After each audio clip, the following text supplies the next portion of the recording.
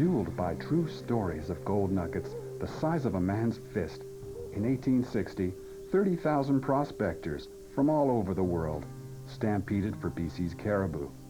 Each had one destination in mind, tiny Williams Creek, and the gold rush town of Barkerville, a town literally built upon dreams of wealth that only a very lucky few would ever realize.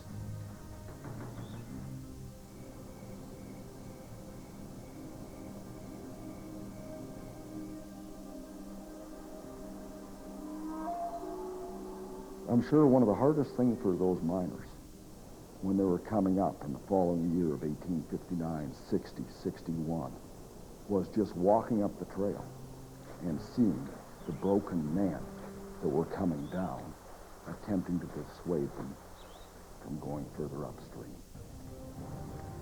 Slim pickings along the Fraser sent many back home, but those tough few who stayed were about to discover a pot of gold at the end of the Caribou Trail.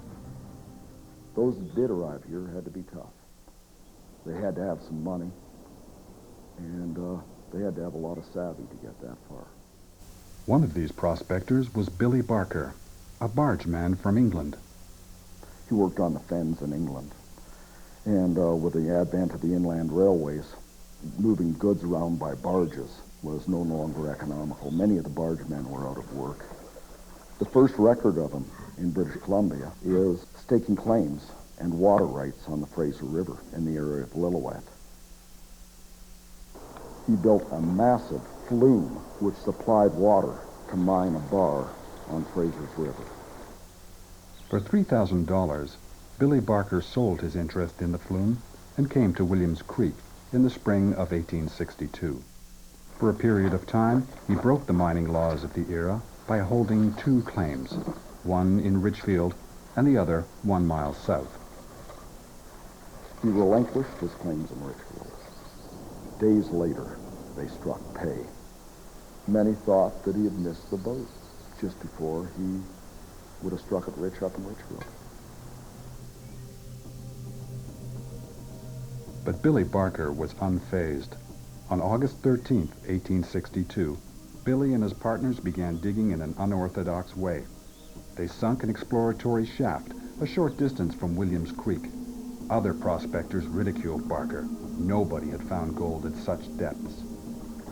Everybody else was going for the easy skimmings, the stuff you could pick up off the surface without necessarily doing timber work and all the other expensive things that's associated with mining.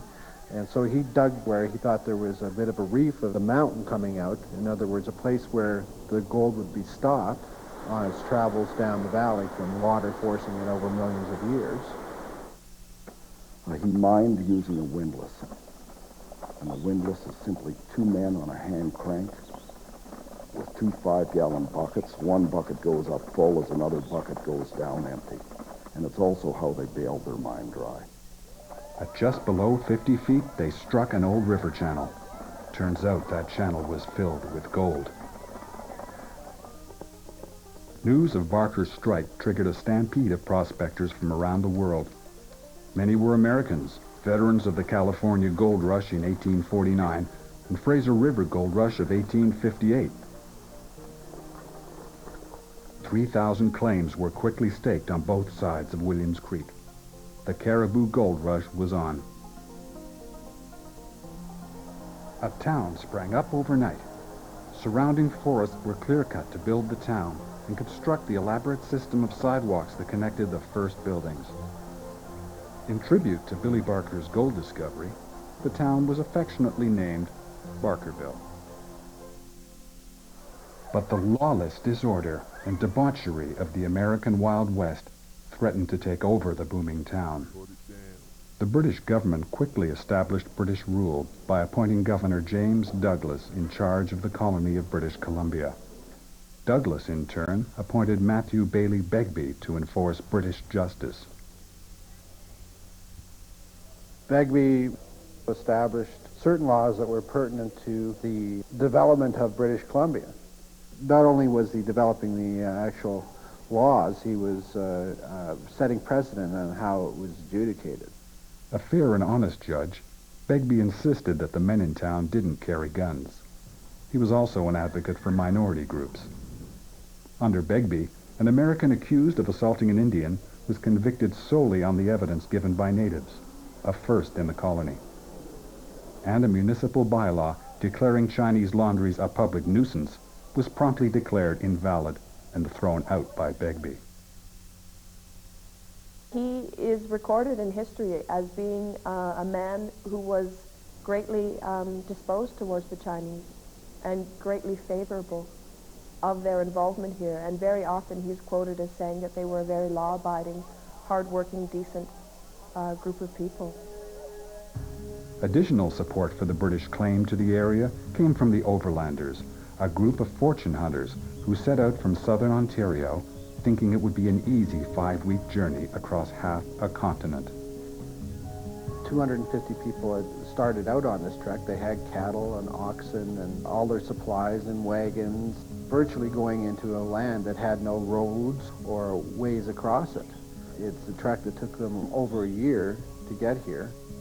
For 5 procrastinators who set out 1 month after the main group, it was a tragic trek. A river mishap 2 days out of Fort George in November left 2 of them with frozen feet, and all with frostbitten fingers, unable to light a fire. A winter storm turned a 2-day walk to safety into an agonizing 28 days of hell. William Rennie was one of the 2 who survived, and became a boot and shoemaker in Barkerville.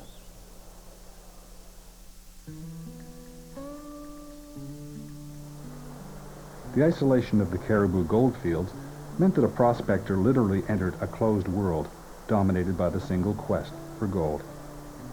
All lives in Barkerville revolved around the mines. The shafts had to be worked 24 hours a day, or they'd fill with water and collapse. Billy Barker and the lucky few who had arrived early and staked the best claims were now so rich they simply hired others to work their mines. But for all men, whether rich or poor, the effort to get supplies was daunting.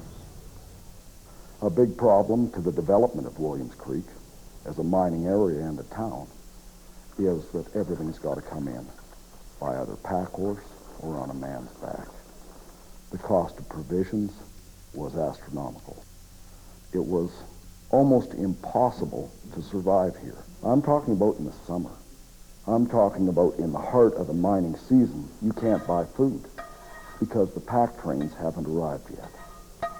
And there's a fantastic amount of gold, but nothing to eat. The dire food shortage in the Caribou became known to cattle farmers in Oregon, Montana, and as far away as Texas.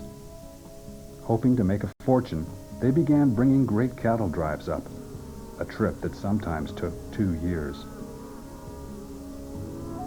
Their value would be about $500 a head. In our money today, that'd be $10,000 for a beef cow. And many miners actually went into the cattle business after making their fortune in the gold fields. They saw cattle as a really secure way to sustain an income. Not everyone was lucky in the high-stakes game of gold mining. Countless prospectors perished, leaving their wives and children stranded and helpless.